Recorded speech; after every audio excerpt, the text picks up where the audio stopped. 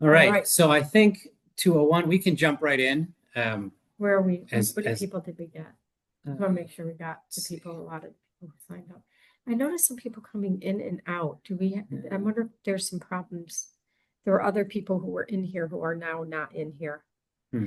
but that's okay. They can pop back in. Yeah, we are recording this, so we will do we'll get it posted after. Yeah. Anyways, for Yeah. anyone who missed it. Okay. So let's rock and roll. All right. Our favorite part. Yeah, I actually don't need to read these anymore. Yeah. You don't need to read them anymore. That's how I understand it. I'll read the Cool. first part though. The Okay. opinions expressed in this presentation are for the general informational purposes only and are not intended to provide specific investment advice or recommendations for any individual on any specific security. Before acting on any information, you should seek independent financial advice. All securities and financial products involve risk. This information is given in summary form and does not purport to be complete.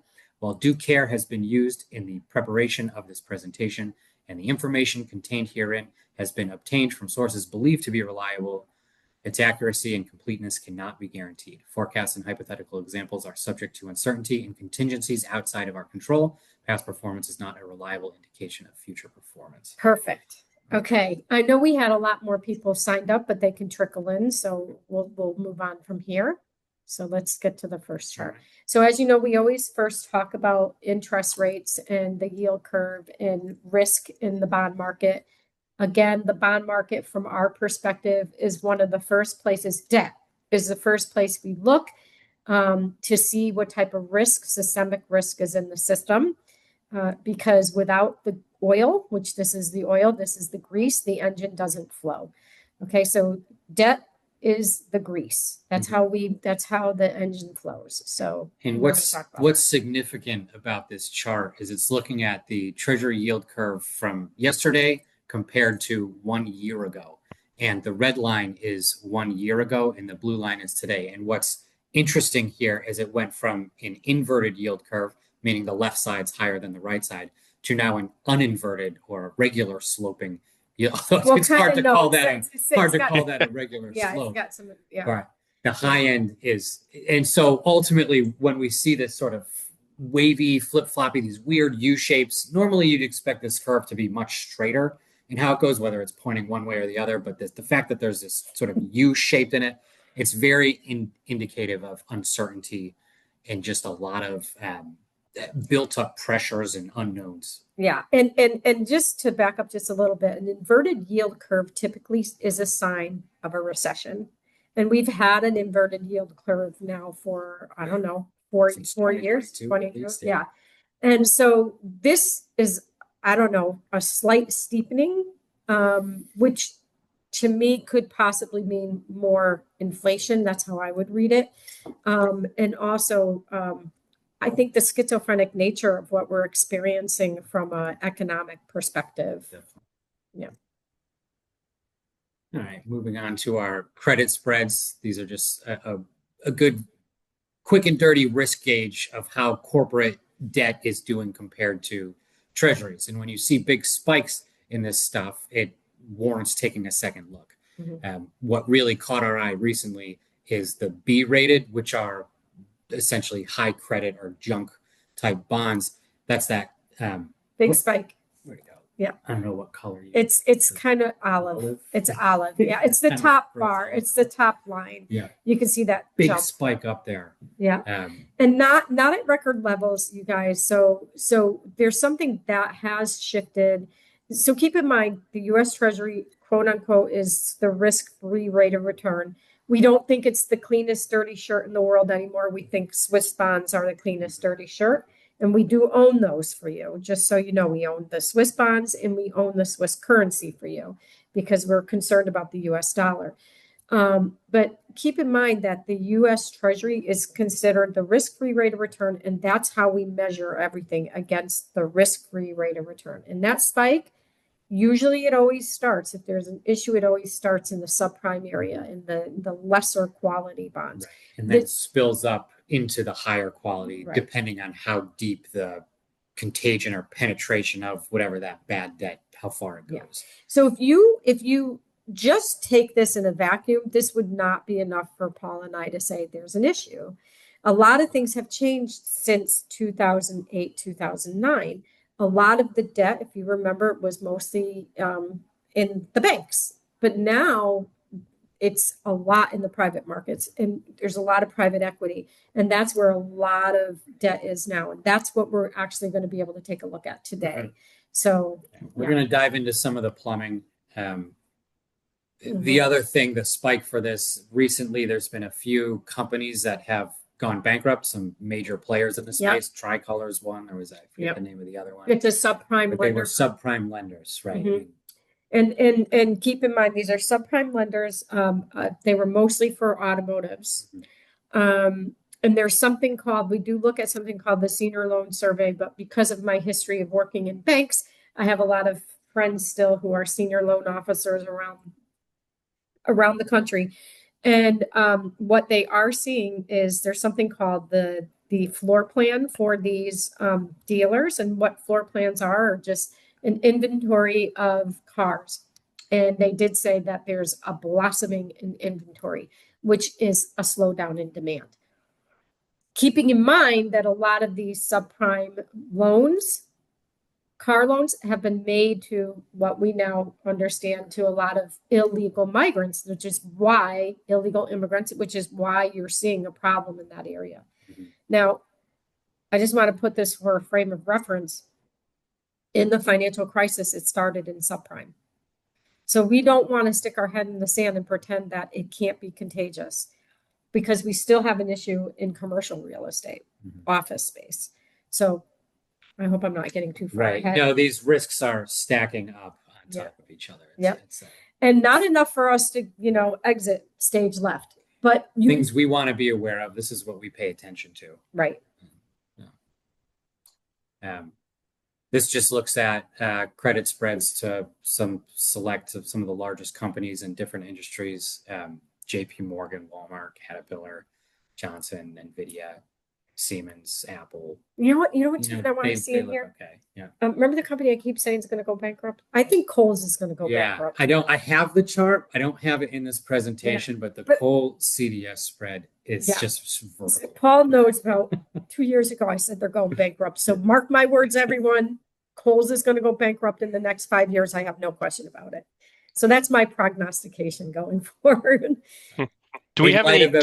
Paul, do we have a slide for any of the private debt?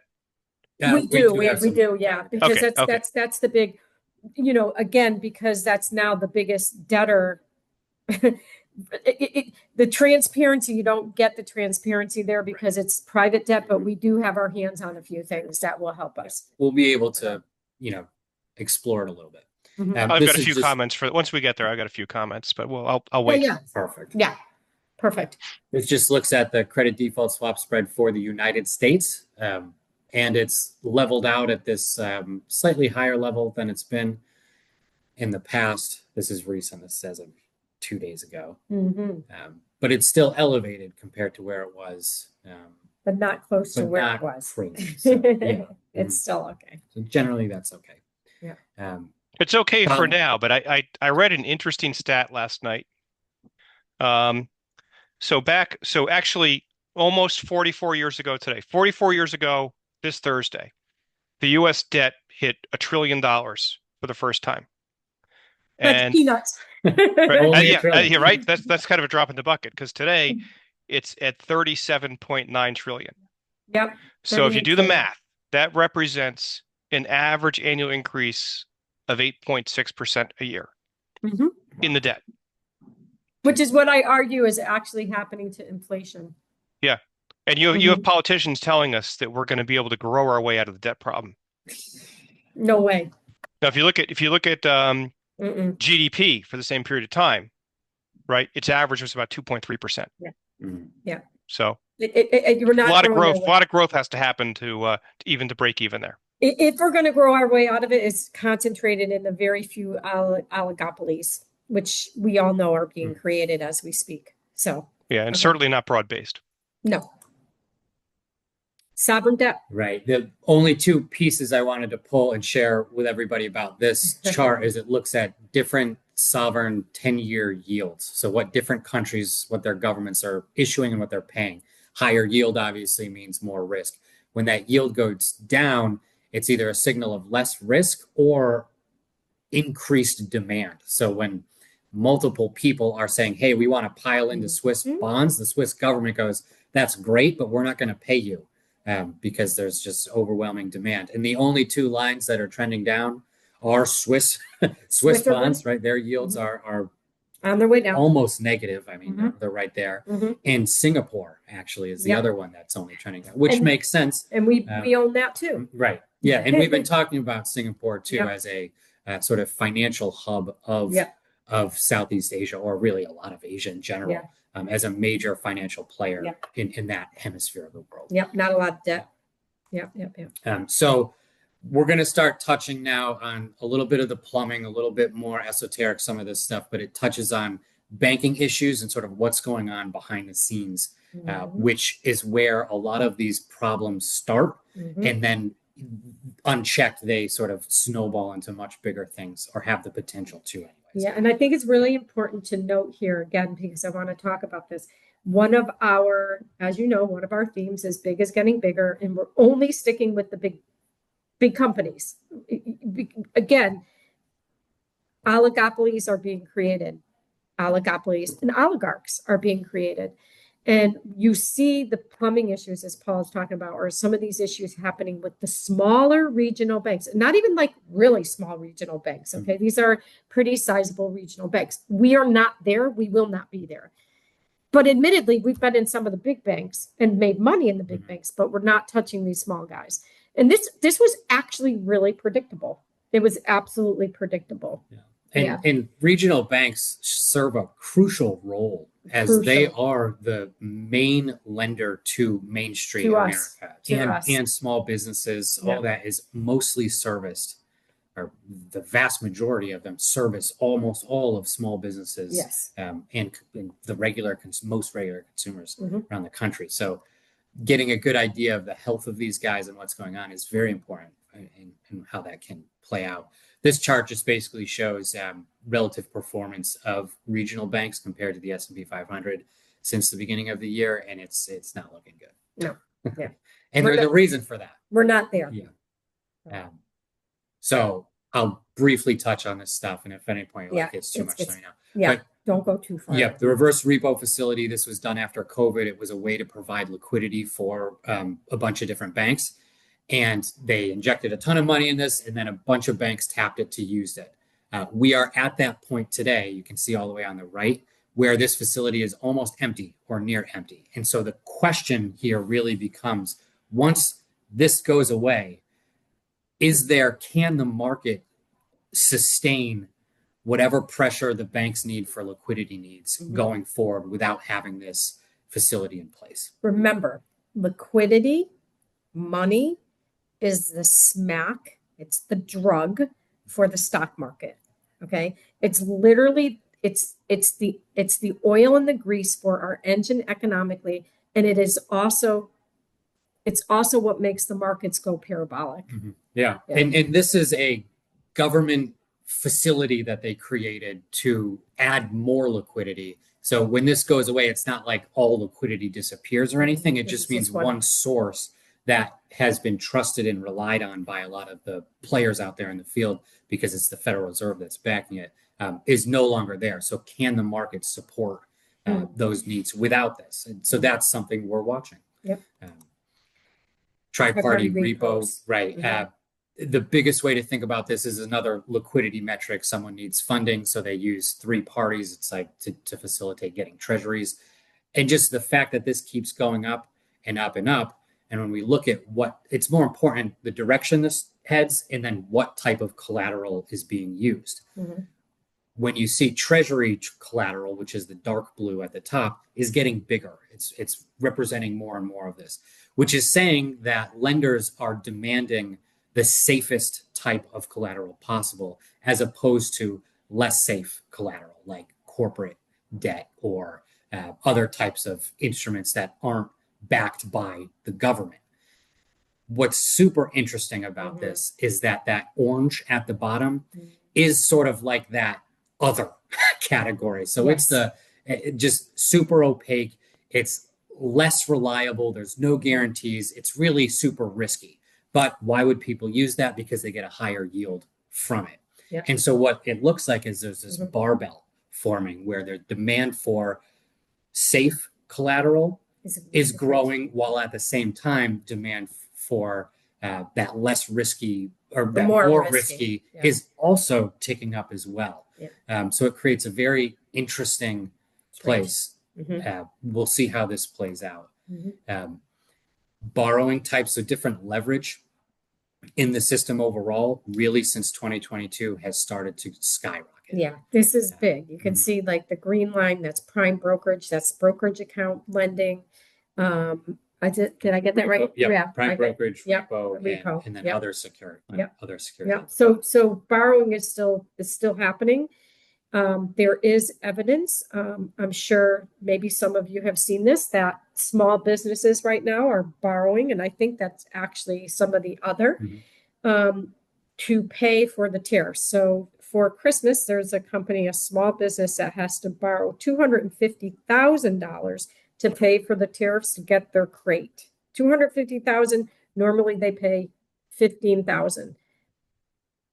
This is for real. So this is going to be, and I can't remember which company, but small businesses are starting to complain about these tariffs. That is inflationary. So this isn't demand pushed inflation, it's supply risk inflation.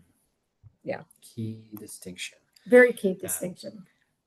Kind of back to Peter's point about, or maybe who said it, you can't grow your way out of this. So this is looking at treasury fails, and I won't get into all the specifics here, but basically when a lender says, hey, I lent you these treasuries overnight and I lent them to you and now I need them back because it was only a 24-hour deal, and they don't get them back right at the 24-hour mark, it's considered a treasury fail or a repo fail. When you see these spike up, it means that there's problems in these overnight lending markets where people are unable to come up with the collateral that they need to pay back the loans that they took.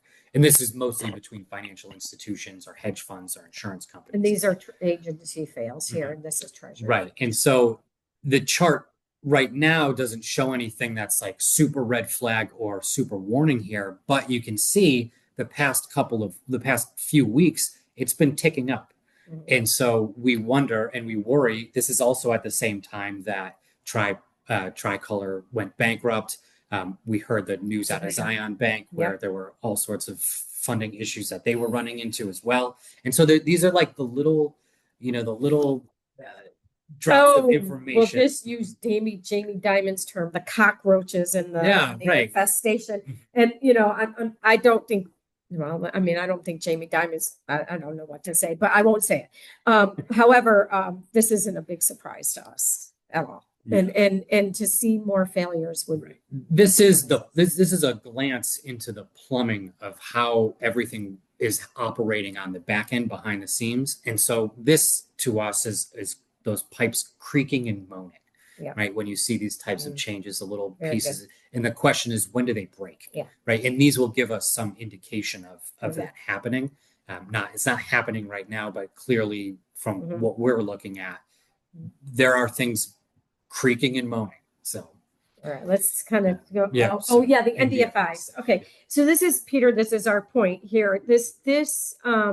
The chart over to the right represents the growth. Is that one? Hold on a second. And the growth in NDFIs. Now, NDFIs are non-depository financial institution loans. So this is what we're talking about. We did not have this in 2009. We had it, but minor, tiny. And Paul and I, for a number of years, were like, what's going on with the bond market? Because we know there's problems there, but it's not as transparent as it was in the past. It's because of these. It's because a lot of the borrowing is off the balance sheet of the banks. It's not on the banks. It's with private equity. And you can see the huge growth in NDFI growth, huge since 2020. It's just parabolic. And let's see, bank loans standing. Okay. Crazy, man. This is, 100% of loan growth is through NDFIs. And keep in mind this, NDFIs, now it depends, but there's going to be a lot of private equity funds that have dicey they will take on the higher risk loans. Like I can't remember the small, I'll have to find it. The small company that had to borrow 250,000, their interest rate is like, it's almost like mafiosa. No, I'm serious. It's like, it is. Yeah. You'd be better off going to the mob in some cases. yeah, no, it's mafiosa. Like I think the rate was like 15% or something like that. That this man is going to have to sell every single stitch from that container come Christmas to pay that loan back without having his legs broken. I'm sorry, I'm just going to say it. It's like loan sharkery. It's crazy and it's legal. And so, wow, we've just really gone awry. So, yeah, and there's the growth continued. Yeah. And I think this was 13% in the billions to now trillions, the stable market. So yeah, trillions. Peter, was there something you wanted to add? No. Here? So if these, if these NDFIs were rolled into one of the earlier slides we had on the spreads, the spreads would be much larger. Yes, absolutely. That's if we could get reliable data on what the interest rates are. We all know they're usury rates. Yeah. And the credit ratings are very questionable. Oh, many of these private equity funds, they employ a strategy. It's commonly called lend, extend, and pretend. And what that means for anybody, for our guests, is that they lend the money, and the borrower comes back one day and says, "Well, I'm having some trouble making the payments here," and the private equity lender says, "Well, no problem. They extend the loan, you. and we pretend nothing went wrong, and everything's fine." When it's really not. So something to watch. It really, to be honest with you, it feels very mob mentality in our lending markets. And that's why I like people having no debt for this specific reason. And especially our older it has shifted, I know, significantly since I started working with you. Much, much more opaque. It's very difficult to really pull out in credit markets these days, like what the actual risk is. Yeah, kind of really scary. Freaky. Gold. Which takes us to gold. So gold. This chart is just looking at global FX reserves. So what different central banks hold on their balance sheets. In the past, gold was a small part of it for the most part. And it was a basket of other currencies. Now it's pushing 30%, while USD drops from 60% back in 2000 to 40% today. Yeah. Now, okay, I'm going back. One of our themes is that the dollar will no longer be the reserve currency. This is literally graphically showing us that this is a high probability. Keeping in mind that it's not just about the data here, it's also about some of the structural things that we see changing. The petrodollar, for example, that just rolled off the beginning of this year after how many decades? 3, 4? Since the 60s, right? Since the 60s, 4, 5 decades? Oh my goodness, 6 decades. Oh my God. Yeah, 6 decades. It's rolling off the petrodollar that everything was tied there. We no longer have that agreement. So, of course, supply and demand, if less countries are, and it's not to say that they're not demanding the dollar, they still are, but the rate by which they're demanding the dollar is less. At the same time as you see gold rising exponentially, you own gold, just so you know. We have it in our portfolios. So. And here's the gold chart. I just had to throw it in to just show that gold has traditionally been seen, right, as a safe haven or a hedge against the world or uncertainty. And when you see charts like this where it goes straight up, I mean, it's a signal. It's telling us all is not well. Right. So one of the things, like, just make sure you know that in every situation there's an opportunity. Okay, so we're always transparent with our data and our information. We always want to let you know exactly what we're thinking and why we're thinking it. But that doesn't mean that there's not opportunity. So, for example, the Swiss francs, for example, the gold, right? At the same time as we're trying to protect what you have, we're also trying to participate as well. I hope that helps. Definitely. Okay.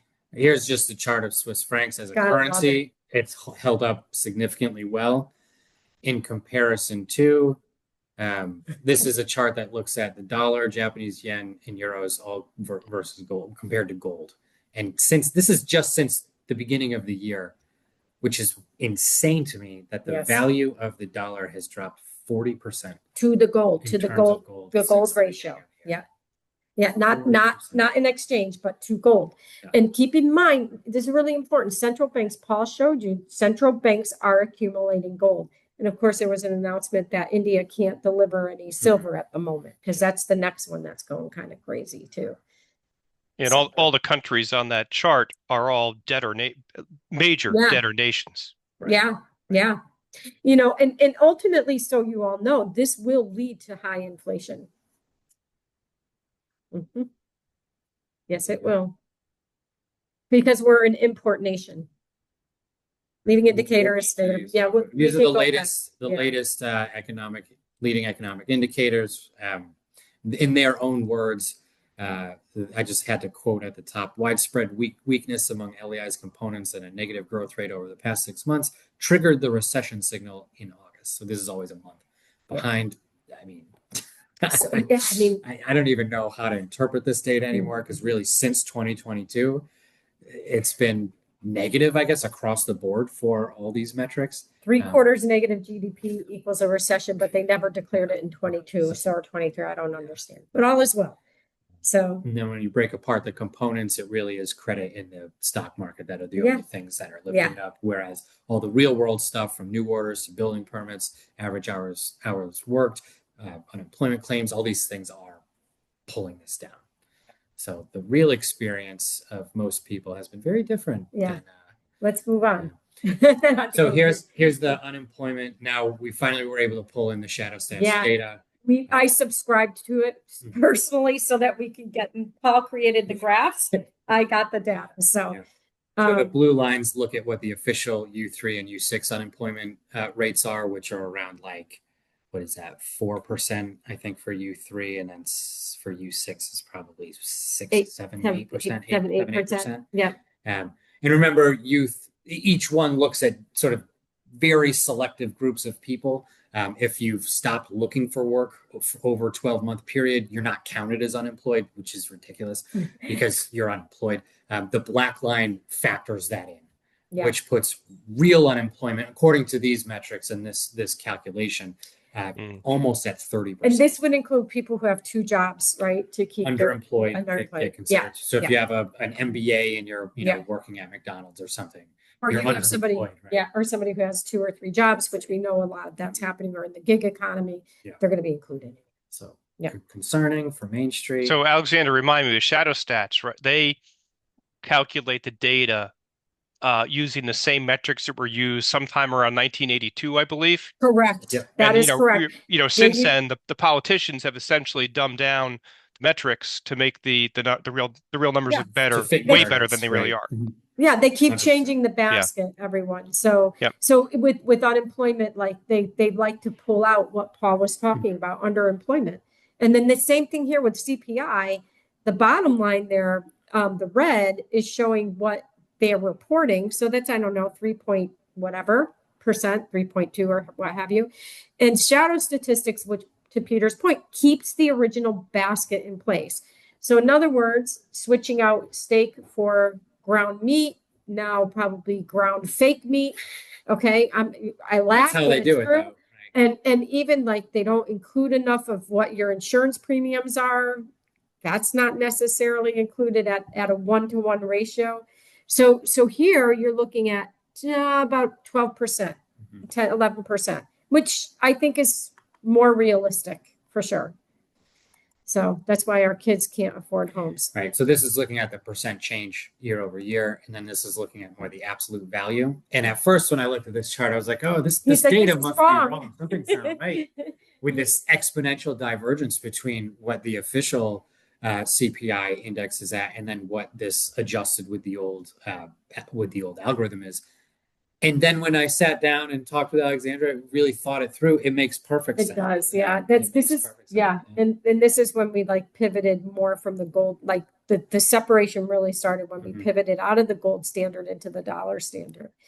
Yeah, it's so funny. You know, we sit here in Pittsfield, Massachusetts, and in Fairfield, Connecticut, and we know this stuff is going on. Don't tell us that these people who are creating these policies that they don't know, because they do. They do. So this is being crafted. Mhm. You know, I mean, we know it's a plan. I hate to say it, but Yeah. it's true. And it is, because I just had to sneak this chart, and it just shows the purchasing power of the dollar around our compared to CPI. And you can see it's just $1 from, this only goes back to 1970, but this chart goes back to like 1900, I think. And it's basically a 99.9% drop. Since 1970. Right. Which is why, like the stories from the past of, it was a candy bar cost 5 cents, and today it's like $3. When a candy bar costs 5 cents. Yeah, and today it's $3, and it's like, well, this chart explains that. Maybe like a bit of honey or something, don't you, Peter? I remember that. Real quick, just wanted to touch on oil demand, as this is another gauge of Main Street, right? Of how much are people actually traveling around, how much are they consuming things, because trucks need gas to move goods around the country. So it's really a good gauge of activity. Seasonally, it would lower or decrease in colder months, but we're in an interesting area because the supply is greater than demand, and it really has diverged since the beginning of the year. Another recessionary type indicator. We need to, so we can answer some questions. Yep. Manufacturing, PMIs, these look meh. Yeah, They nothing don't look great, nothing nothing stellar there. Not horrible, I guess, but nothing. Manufacturing below 50% usually shows contraction. Mm-hmm. Emerging markets compared to the US markets year to date, I mean, they've crushed it. Yeah, the top chart is the emerging markets. You're in there. You own those. You own those. Just looking at earnings again, really, it's hard to see on this graph, but the left of that chart on the left, that's the big blue bar and the green bar. The blue bar is the Mag 7. The green bar is the other 493 companies, and this looks at earnings growth for what is year-over-year earnings growth. So it just shows again that it's not the rising tide is not lifting all boats. It is very concentrated still. Mm-hmm. That bar, that huge green bar on the second chart on the upper right, is technology with positive and negative guidance. Yeah. So positive guidance and technology only. I mean, it's and then the rest is all the other industries, and you can see like we do have our exposure to technology because again, Paul and I, and I know Peter the same. It's the big is getting bigger, and that's where we want to be. Right. And we do think the technocrats are taking some control here. And the bottom chart is highly speculative, but it's looking at projected earnings growth year over year into 2026, with the blue again being the Mag 7 and the green being the other 493 companies, where it's just the domination continues, and that oligopoly that we've been talking about continues to move unabated. Yep. Let's keep going. Really quick on crypto. Here, but I thought the stablecoin chart should be shown because this is probably one of those killer use cases of it, meaning that it's a really good use case. But it just eclipsed $300 billion in stablecoins, with this trend not showing any abatement. And then you sent me an article about Japanese banks, changing rules so that they can start allowing more of this on their balance sheets and things like that. Yeah, that's big because Japan is, a little bit more conservative than the US. Okay, question time, because we know we have some questions, but do also feel free to raise your hand if you have some questions, okay? So let's start here. Okay, so more came in. Okay, but somebody asked this question, and I feel like we need to answer it. The unthinkable is happening in the US. What if they seize our assets? How do we protect ourselves? I think I'm going to just be flat out honest. I do believe that is the plan. I believed that in 2012, and I wrote about it in 2012, and to actually see policy being put in place that could potentially do that is frightening. And I think we all need to look to see what's happening in China with their social credit score. And if you're not complying the way they want, which I think I'd probably end up being a non-complier, I'm sure, because I'm outspoken. You'd be forced to sleep I'd probably in the be forced street. to sleep in the street, but people are being forced to sleep in the street. Yeah. This is real. And so I think we do have to look to it. So what happens? What happens if they just see to continue on with that? It's India is cashless now, Yeah. right? So Yeah. the largest population or Yeah. the largest population, the highest population country in the world, number one. China, right behind them, has this massive credit system. So already, what, a third plus half of the world is already under this type of regime. And then you look to Europe, and Europe is putting through all kinds of. I just came back from there. All kinds of not maybe social credit light, I guess, is where it's at now. But very quick. Very quick. Yeah. So. And UK is happening. So the first thing they're going to do is they're going to move you to digital ID. So resist. They're going to move you to central bank currencies. Resist, because this is how we're going to protect ourselves. We have to resist this. I'm being blunt. This has to be resisted. Because if they don't have your digital ID, they can't shut you. It can't go to totalitarianism. So what happens if they seize our assets? We're all in the same boat. I don't know what to say. We have to get demonstrations. Don't do it, you guys. I mean, it helps, but you have to get involved with your politicians. You have to start paying attention to what is happening and call them. I call them all the time. Paul knows. I'm like, I don't like what I see here. Like, you better vote against this. And when they don't, I call and I give them a hard time for voting for it. Like APAC, for example, like there are APAC people like not putting in things to, I won't go there with that. Anyway, makes me mad. But get involved. I mean, this is, so can they conceivably seize our assets? Yeah, they can. Yeah, and I don't know what to say to you. How do you protect yourself? To protect, the one major difference between the United States and India and China and Europe is that we're armed. I mean, we have guns. That's the one major difference. So we have guns, and if you look in every dictatorship, the first thing we have a very good friend, associate, colleague, and partner that we worked with from Brazil. He was in there during the dictatorship. He was, and he said the first thing they do is they come for guns. Yeah. Okay. So I'm not a proponent of guns. I'm not going to lie to you, but I'll tell you if that's, I'm not against it either. So, and I can understand when you see things like this happening, that the noose is, is tightening. It's tightening. And so the best that we can do, the three of us, is know that something's wrong and position you the best that we can with gold, with currencies outside of the United States, with emerging markets, with the technocrat, large bugs, big, ugly, greedy sleaze bags, as we call them. So, I mean, this is what we can do for you. What will happen? And I think I just add too, to protect yourself too, were we to go down that road, it's all about, your community, what resiliencies you can have in your life with the people around you. What skill sets can you get really good at or efficient at, from growing food to fixing things to mechanics to building, whatever. Little skill sets like that can be very huge, especially when talking about resiliency. If that's, the unfortunate path that gets, create your community. Right. That's why we great question. Very, very thought-provoking. Yeah, I love it. This person she always has these thought-provoking questions. I love it. So let's see.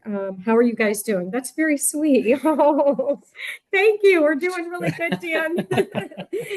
I'm with my buddy over here.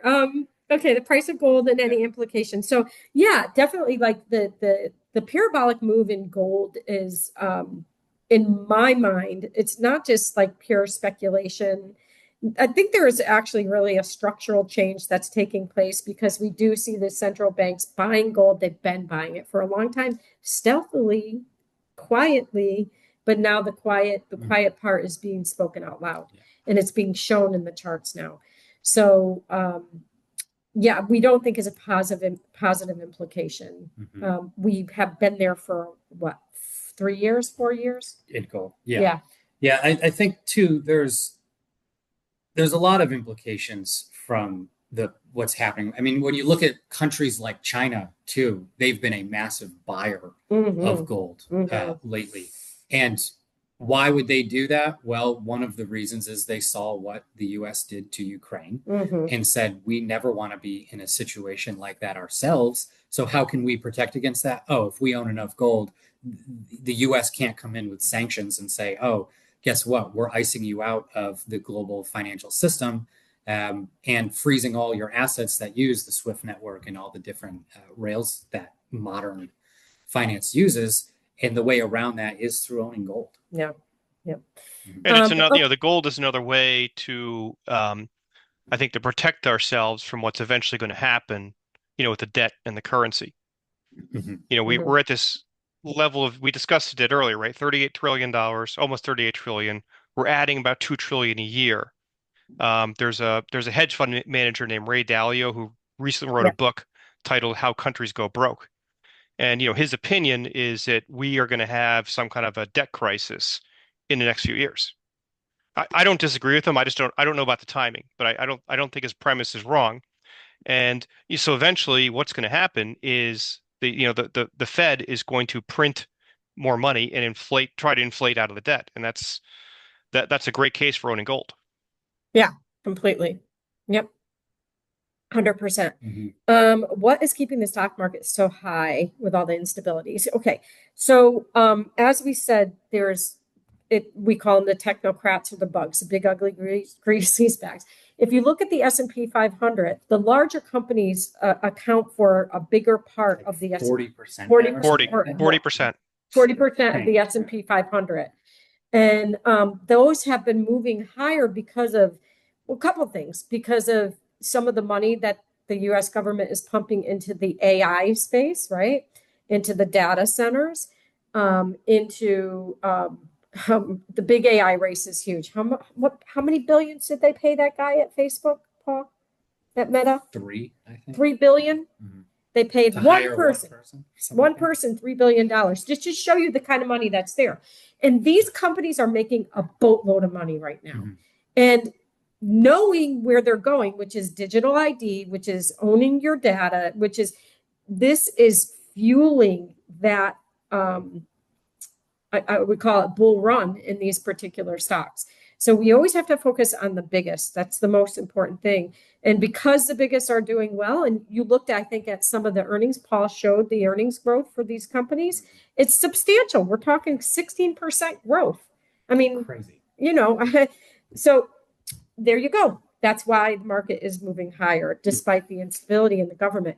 And one of the things I want to just make sure I impress here is this is a plan that has been going on for decades. This isn't just because of the new administration, you guys. This has been going on for a very long time. This didn't just happen. No. So, yeah, that's what I can say there. See, let's see. Bank safety. Somebody wants to know about the bank safety. And, we believe that JP Morgan Chase, some of these bigger ones are too big to fail, but we think that they'll let some of these regional ones go with time. Yeah. Yeah. Personally, I like my credit union for whatever that's worth.